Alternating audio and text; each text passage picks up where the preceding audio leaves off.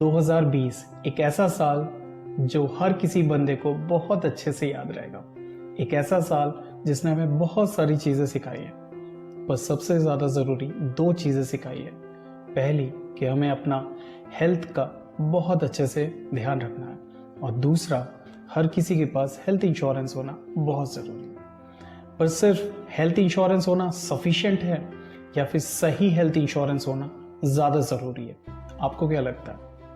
हमने कई बार देखा होगा कि हेल्थ इंश्योरेंस कंपनीज हमारा क्लेम काट के पैसा देती है। जब हम हॉस्पिटलाइज्ड होते हैं या हमारा कोई फैमिली मेम्बर हॉस्पिटलाइज्ड होता है तो जो क्लेम हमारा पास होता है वो कट के मिलता है। उसकी क्या वजह है?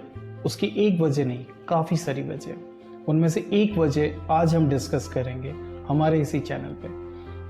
तो वीडियो को अंत तक देखिएगा, और अच्छा लगे तो प्लीज़ लाइक, शेयर और सब्सक्राइब करिएगा।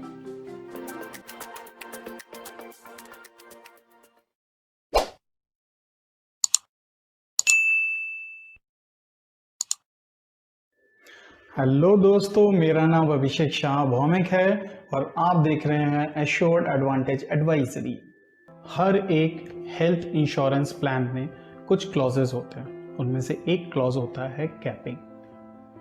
इस कैपिंग के तहत हर एक insurance company, health insurance companies हर एक चीज़ के लिए कुछ अमाउंट फिक्स करके रखती है, और अगर उस पर्टिकुलर चीज़ पे किसी भी कस्टमर का उससे ज़्यादा बिल होता है तो वो फिर उसको अपनी जेब से पेमेंट करना पड़ता है। चलिए इस चीज़ को हम थोड़ा और समझते हैं किसी एग्जाम्पल से।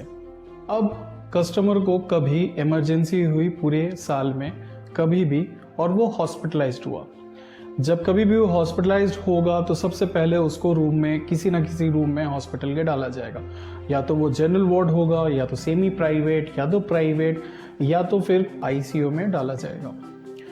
अब ये सोचिए कि अगर उस कस्टमर का जो हेल्थ इंश्योरेंस प्लान है उसमें स्पेसिफाई है कि रूम के लिए, रूम रेंट के लिए आप मैक्सिमम जो अप्लाई कर सकते हो वो सेमी प्राइवेट रूम है, और या तो सेमी प्राइवेट रूम है या 3,000 तक का आपका रूम रेंट रहेगा।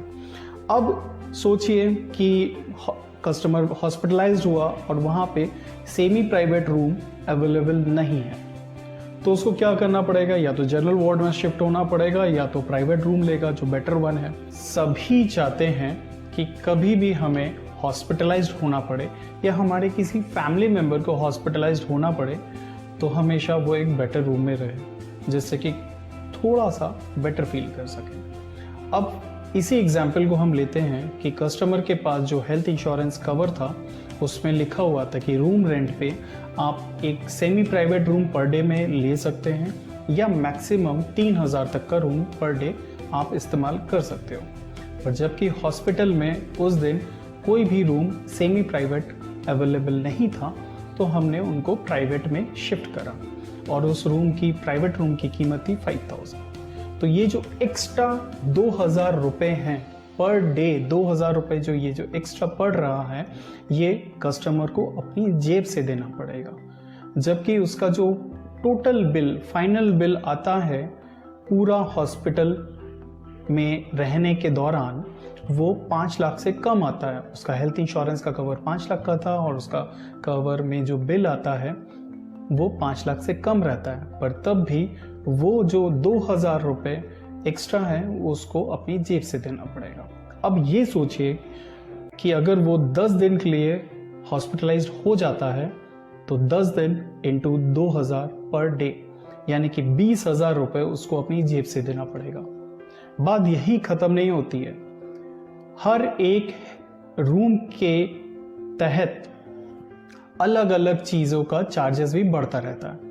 जैसे डॉक्टर की फीस एक जनरल वार्ड में अलग होती है और सेमी प्राइवेट या प्राइवेट में ज़्यादा होती है, आईसीयू में तो थोड़ी और ज़्यादा होती है। तो वो भी जो एडिशनल एक्स्ट्रा बैगेज है या एक्स्ट्रा पेमेंट है, कस्टमर को अपनी जेब से देना पड़ेगा। ऐसे ही बहुत सारे क्लॉजेज हैं जो कि आपको यहाँ पे दिख रहे हैं, जैसे कि एम्बुलेंस का भी हर एक बार का कवर उसमें लिमिटेड लिखा रहता है कि 2,000 रुपये मिलेंगे या साल के 24,000 रुपये मिलेंगे, वो लिखा रहता है।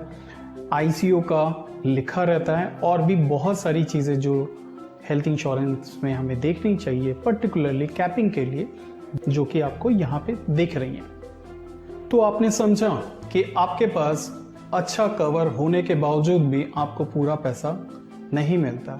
हेल्थ इंश्योरेंस कंपनीज आपका पैसा क्यों काट रही हैं? तो इसी वजह से आपको ये हमेशा देखना चाहिए कि आप जब भी कोई प्लान लें तो उसमें ये कैपिंग ना हो, और अगर हो भी तो जो थ्रेशोल्ड लिमिट है वो काफ़ी ज़्यादा हो।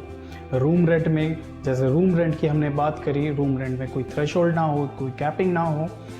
और भी सारी चीज़ों में कोई या तो कैपिंग हो नहीं, या अगर होता भी है तो वो बहुत बड़ा थ्रेशोल्ड हो जो कि हमारे इजीली बिल में एडजस्ट हो सके। तो ऐसी बहुत सारी चीज़ें और भी हैं जो हम आगे चल के वीडियोस में डिस्कस करेंगे हेल्थ इंश्योरेंस में, जो आपका पैसा बचाएगा और आपकी जेब पे थोड़ा भी सही पर हल्का पड़ेगा। Thank you so much for watching this video. अगर इस वीडियो से आपने सही में कुछ सीखा है, आपको ये वीडियो अच्छा लगा, तो प्लीज़ लाइक करिएगा, सब्सक्राइब करिएगा और ज़रूर से मुझे कमेंट करिएगा कि आपने कभी ऐसी चीज़ें फेस करी है अपनी हेल्थ इंश्योरेंस को लेके, या आपके किसी फ्रेंड्स या रिलेटिव ने कभी फेस करी है कि नहीं। Thank you so much. This is Abhishek Shah bobbing signing off. Bye bye.